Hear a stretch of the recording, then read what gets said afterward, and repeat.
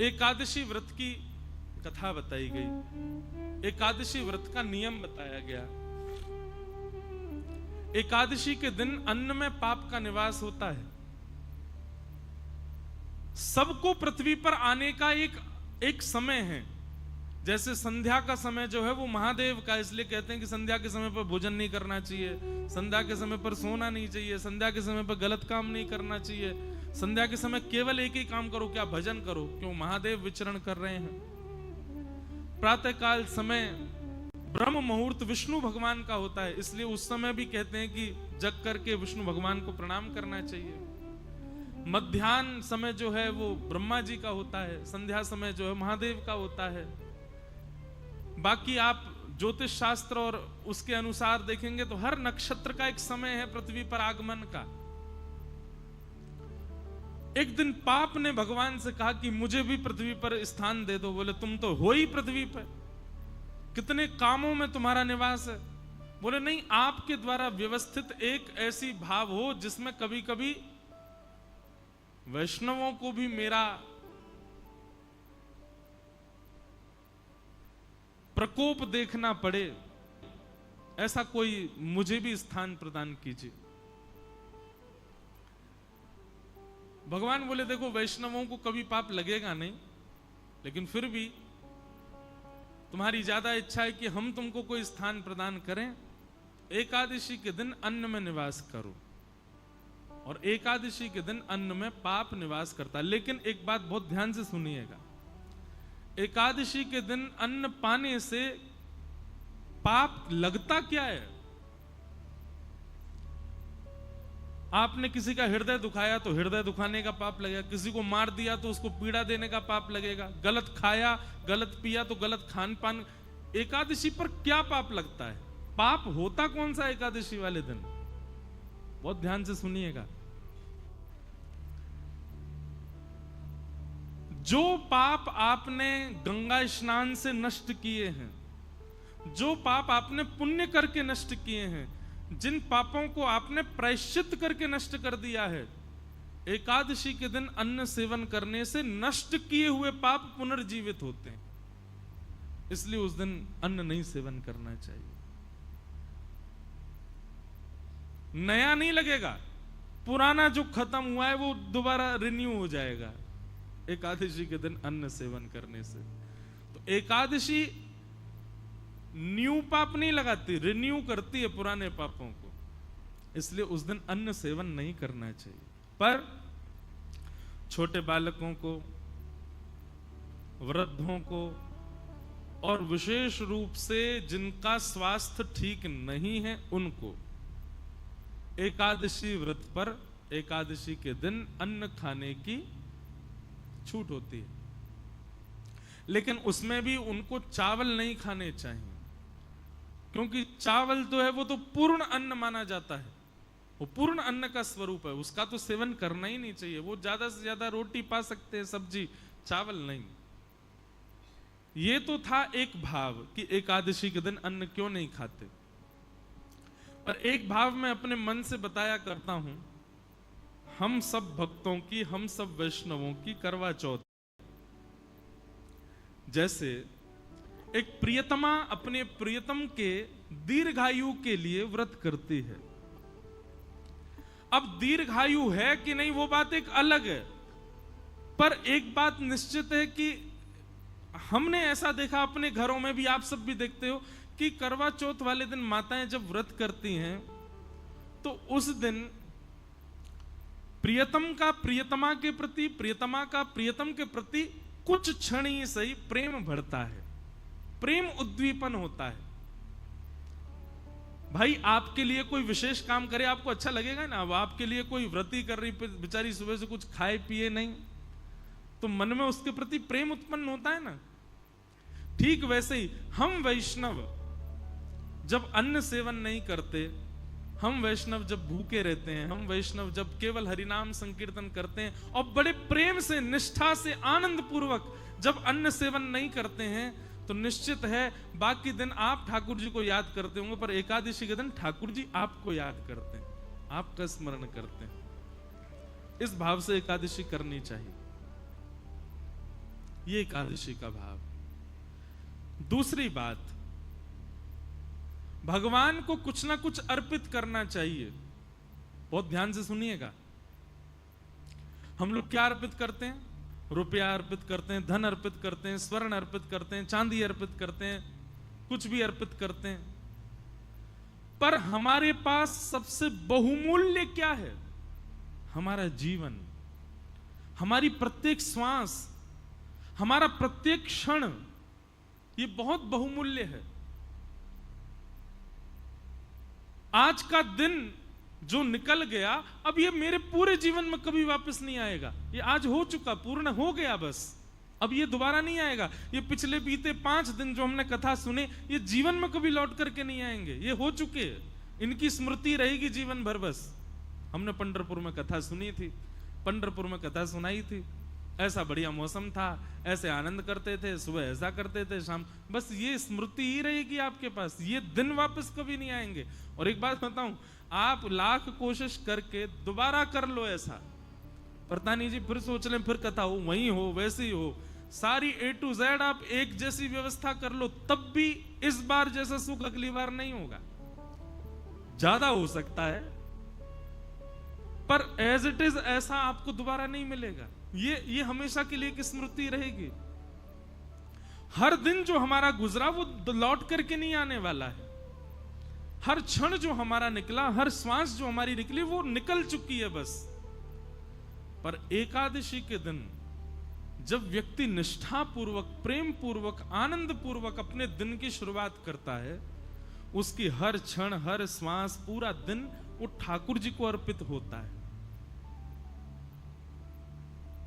और सबसे बड़ी बात, आपकी आयु 2 चीजों से कम होती है।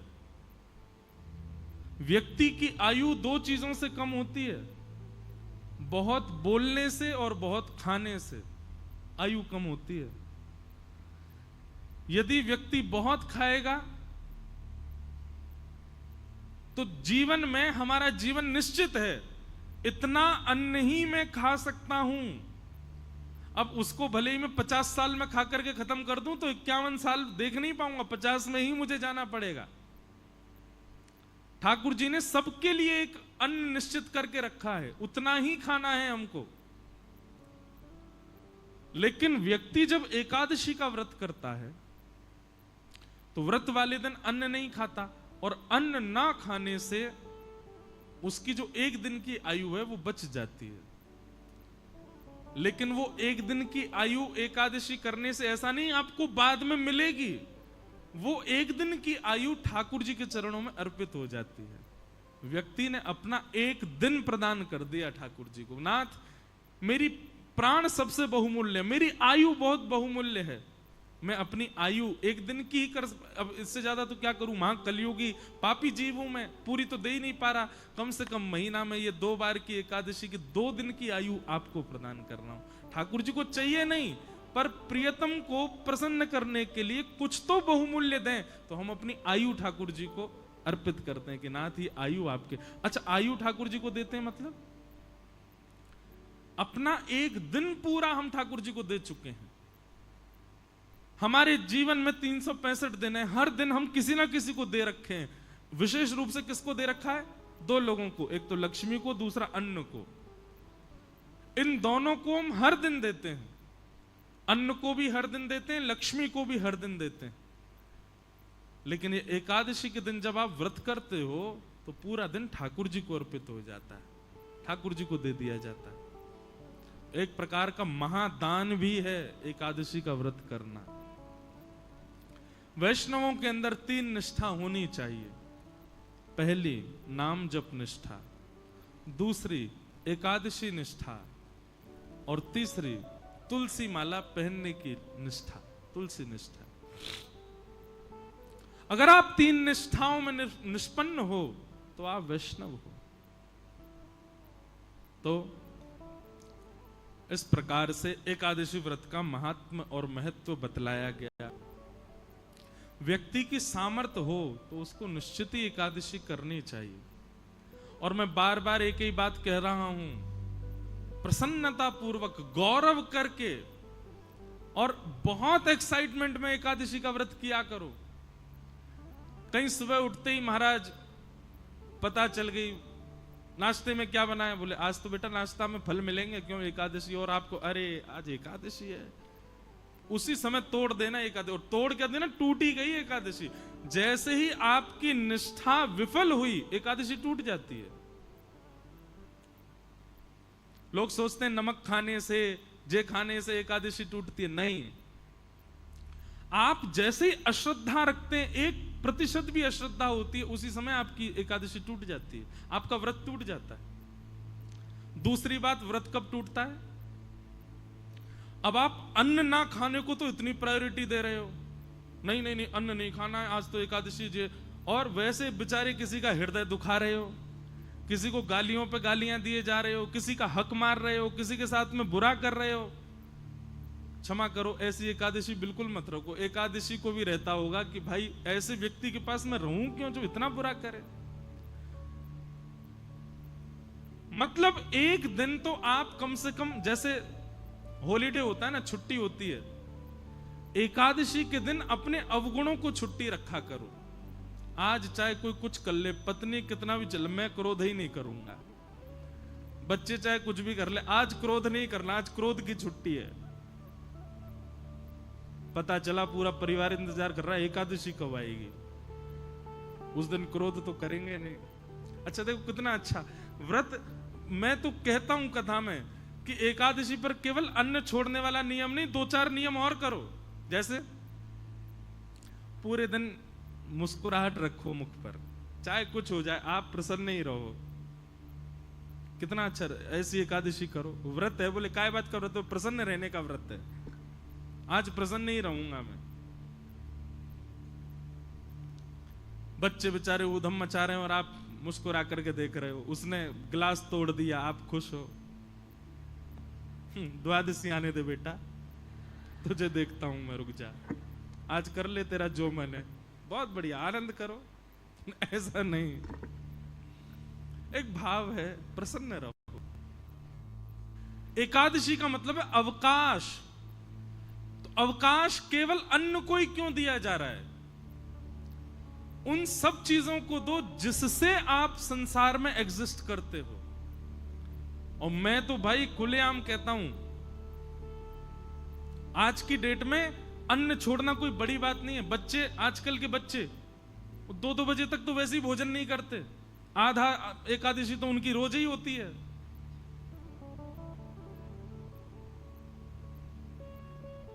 भूखा रहना कोई बड़ी बात नहीं है आज की डेट में। एकादशी का मतलब, व्रत का मतलब अपने एडिक्शन का त्याग करो। जिस समय व्रतों का निर्माण किया गया उस समय मानव का एक ही एडिक्शन था, भोजन। उसको यही रहता था कैसे भोजन मिले।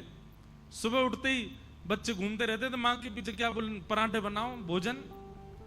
भोजन कर, नाश्ता कर लिया, उसके बाद भोजन कराओ, उसके बाद रात्रि का भोजन ही एडिक्शन था। क्योंकि उस समय इलेक्ट्रॉनिक्स नहीं थे, उस समय फोन नहीं था, उस समय इंटरनेट नहीं था, तो उस समय व्यक्ति पे है ही क्या, बस भोजन का ही वो पूरे दिन योजना बनाता रहता था, सुबह कहां खाऊंगा, शाम को कहां खाऊंगा। इसलिए व्रत के नियमों में भोजन का त्याग रखा गया।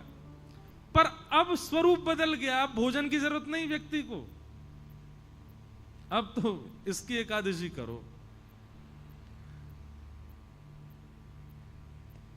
मैं तो नहीं करता, पर मैं अगर बदलाव करना चाहूं अपनी एकादशी में, तो मेरे को 2 नियम करने का बहुत मन होता है। वैसे तो बताना नहीं चाहिए, करूं तब बताऊं, लेकिन फिर भी बता देता हूं। किसी को मुझसे पहले लग रहा हो तो आज पंढरपुर में ही नियम लेके चले जाओ। एकादशी के दिन 2 नियम तो करो। पहला, मौन, बोलो मत। और ये आपके ऑफिस को, ये आपके फैक्ट्री के लोगों को, दुकान के लोगों को, परिवार के लोगों, सबको बता दो, भाई तुम मुझसे पूरे महीना बात करो, एकादशी के दिन मौन रहूंगा मैं। और दूसरा, एकादशी के दिन इसका प्रयोग मत करो, और करो तो केवल कॉलिंग उठाने के लिए उठाओगे तो करोगे क्या, बोल तो सकते नहीं हो। मौन रहो और इसका प्रयोग मत करो, इसको भी स्विच ऑफ रखो। सबको एक दिन पहले ही 10वीं को मैसेज डाल दो, कल एकादशी है, फोन बंद रहेगा मेरा। महाराज तब असली एकादशी मानी जाएगी आपकी। और फिर करना क्या, पूरे दिन केवल हरि स्मरण। सुबह जगन्नाथ जी के स्मरण से प्रारंभ करो, मध्याह्न द्वारिका जी का स्मरण करके, दोपहर में व्रजमंडल का स्मरण करो, सब कथाएं आदि श्रवण करते हुए रात्रि में पंढरीनाथ भगवान का स्मरण करके फिर अपनी एकादशी को विश्राम दो। ये है मूल एकादशी, ये है वास्तविक एकादशी। एकादशी को लोगों ने आजकल फैशन के रूप में एकादशी कर रहे हैं, उसका भी एक रूप बना लिया है, उसको भी एक एंजॉयमेंट। ठीक है, एंजॉय तो करना है, पर भगवत स्मृति के साथ में करना है। और आज की डेट में क्षमा कीजिएगा, भगवत स्मृति में सबसे बड़ी बाधा है ये, सबसे बड़ी बाधा। अब प्रयोग करने के ऊपर है, आप किस रूप से उसका प्रयोग करते हो। तो एकादशी व्रत करो, और व्रत किसका करो, अपने एडिक्शन का व्रत करो, अपने बुरी भावनाओं का व्रत करो, अपनी बुरी आदतों का व्रत करो, उन सब बातों का व्रत करो जिनके बिना आप रह ही नहीं पाते हो। उनका व्रत एकादशी के दिन हो, तब आपकी मूल एकादशी।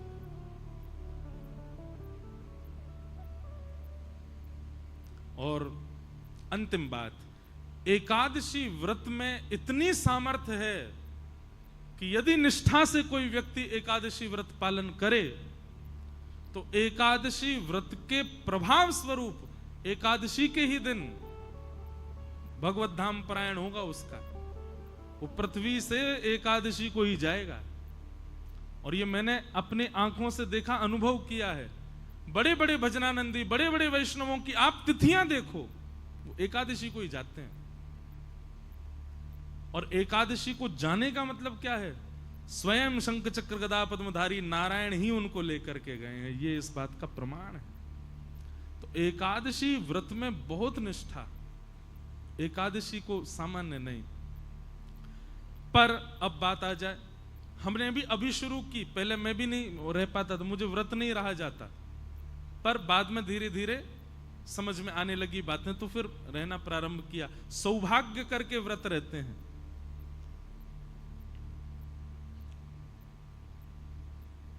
लेकिन अब कई जगह एकादशी निषेध है, जैसे जगन्नाथपुरी में वहां एकादशी नहीं होती, जैसे हमारे श्री वृंदावन के राधा वल्लभ जी मंदिर में वहां एकादशी का भाव नहीं, जैसे वृंदावन के बिहारी जी में, वृंदावन बिहारी लाल जी में भी एकादशी नहीं होती। हरिदासी परंपरा, हरिवंशी परंपराओं में एकादशी का भाव नहीं। लेकिन वही बात आ गई ना, एकादशी के दिन वहां पर अन्न सेवन का विधान है, पर आपका व्रत तो अब अन्न है ही नहीं ना, आपके तो दूसरे व्रत चल रहे हैं। आपको तो फोन का व्रत करना है, आपको तो मौन का व्रत करना है।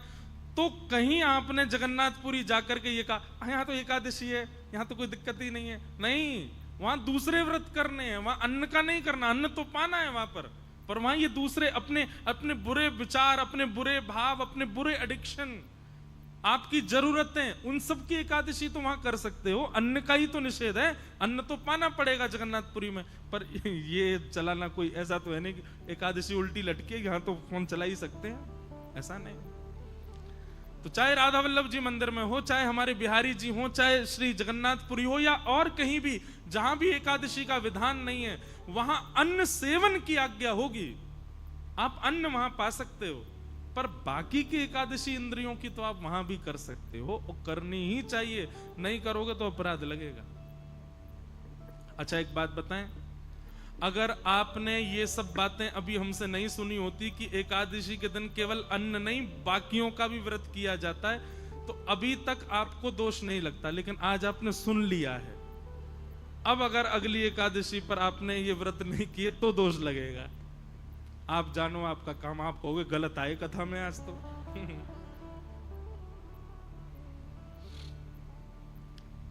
अब सुन लिया है ना आपने, अब तो आपको पालन करना पड़ेगा।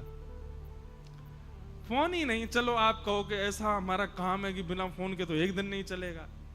वैसे तो व्रत ऐसा ही होना चाहिए जिससे एक दिन चले ही नहीं पाए, उसी का व्रत करो, वही तो व्रत है फिर।